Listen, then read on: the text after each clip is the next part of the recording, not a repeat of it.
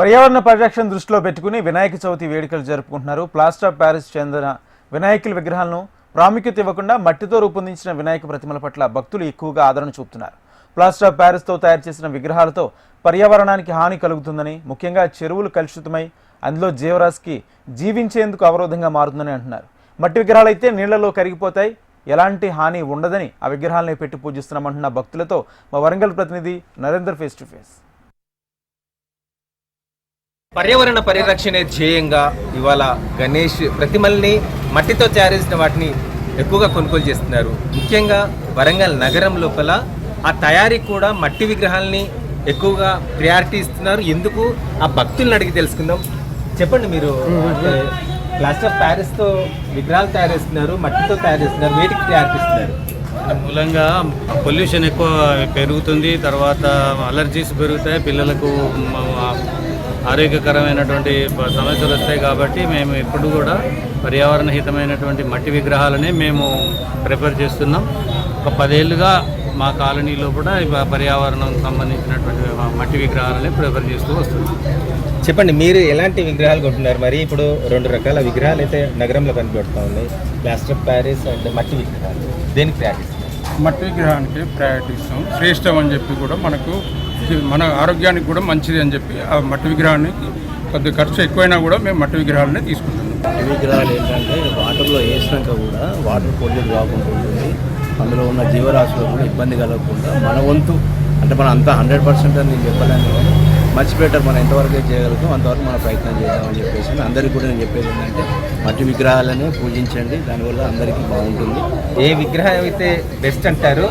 మరి మిత్రుడు చెప్పినట్టుగా నీళ్ళల్లో నీటి పర్యావరణం కూడా ఇంపార్టెంట్, జీవరాశులు కూడా చనిపోకుండా ఉంటాయి. ఏదైతే ప్రయారిటీ?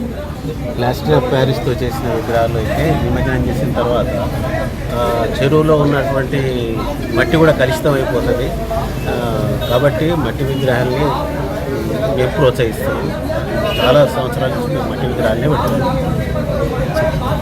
మట్టి విగ్రహాలే ప్రిఫర్ చేస్తున్నాం. దాదాపు 10 years నుంచి కూడా ఇదే వాడుతున్నాం. మేము మెయిన్ ఏంటంటే పొల్యూషన్ కాకుండా, వాటర్లో వేసినా కూడా వాటర్ పొల్యూషన్ కాకుండా, వాటర్లో ఉండే చేపలు కానీ చనిపోకుండా మెయిన్గా వాడుతున్నాం.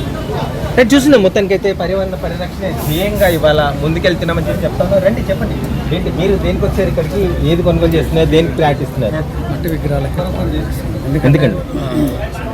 పర్యావరణ పరిరక్షణ మట్టి విగ్రహాలకి 4-5 years నుంచి చేస్తున్నాం. చెప్పండి సార్. మనము చెరువు నుంచి లక్షలాది జీవరాశులు చంపి తింటున్నాము. అటువంటిది మనమే విషం కలిపి మనం ఆ జీవరాశులు తింటే ఎంత నాశనం. ఇప్పటికే క్యాన్సర్ విజృంభించింది. కాబట్టి మట్టి విగ్రహాలను ప్రోత్సహించాలి. మనం ఎల్లవేళ మేము 10 సంవత్సరాల నుంచి మట్టి విగ్రహాలు చేస్తున్నాం. చూసిన ముఖ్యంగా జీవరాశి అనేది చాలా ఇంపార్టెంట్. నీళ్లలో ఉండే జీవరాశిని కాపాడుకోవడం కోసమైనా, పర్యావరణాన్ని కాపాడుకోవడానికి మట్టి విగ్రహాలని ప్రయారిటీ ఇవ్వాలి అని చెప్పి చెప్తా ఉన్నారు. ప్లాస్టర్ ఆఫ్ ప్యారిస్ వల్ల చాలా నష్టం జరుగుతుంది. ప్రభుత్వం కూడా ఈ విషయం పట్ల విగ్రహాల తయారీకి ముందుగా అంటే ఒక 1 రోజుల ముందుగా పబ్లిసిటీ చేసి పిల్లల్లో చైతన్యం కలిగించే ఒక పోటీ లాంటివి పెడితే వచ్చే తరం అందరూ కూడా మట్టి విగ్రహాలకు ప్రయారిటీ ఇస్తారు. కాబట్టి ఆ దిశగా ముందుకెళ్తే బాగుంటుందని చెప్పి చెప్తా ఉన్నారు. చాలా సంతోషం. ఇప్పటికైతే మట్టి విగ్రహాల మీద అవగాహన ఎక్కువగా పెరిగింది. కాకపోతే కాస్ట్ ఎక్కువైతున్నా కూడా వాటికే మేము ప్రయారిటీ ఇస్తామని చెప్పి భక్తులు కూడా అంటున్న పరిస్థితి. కెమెరామెన్ రామరాజుతో నరేందర్, HM TV, వరంగల్. జై బోలో గణేష్ మహారాజ్ కి.